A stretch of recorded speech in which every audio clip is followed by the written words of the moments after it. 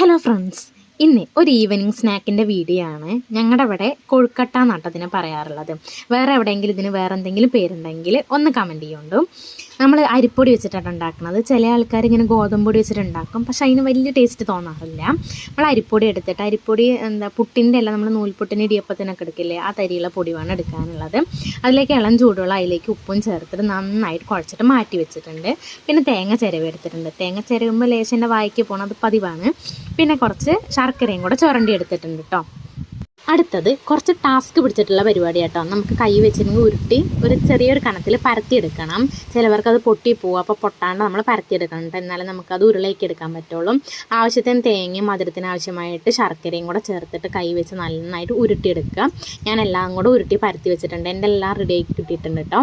പിന്നെ നമുക്ക് അടുത്ത പരിപാടി എന്ന് വെച്ചാൽ ആവിയിൽ വേവിച്ചെടുക്കണം. ഇഡ്ഡലി ചെമ്പ് എടുത്തിട്ടുള്ളത്, അതിൽ ആവിയിൽ വേവിച്ചെടുത്തു. പിന്നെ വെന്തോന്ന് നോക്കാൻ വേണ്ടി ഞാൻ 2 പപ്പടക്കോൽ എടുത്തിട്ട് എല്ലാത്തിനും ഇട്ടിട്ട് ഓരോ കുത്തു കൊടുത്തിട്ടുണ്ട്. എൻ്റെ സാധനം വെന്തിട്ടിട്ടുണ്ട് കേട്ടോ.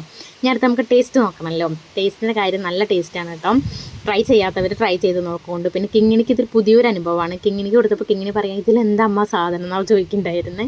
കിങ്ങിണിക്ക് ഇഷ്ടമായിട്ടുണ്ട്. അത്രയേ ഉള്ളൂ കേട്ടോ അന്നത്തെ വീഡിയോ.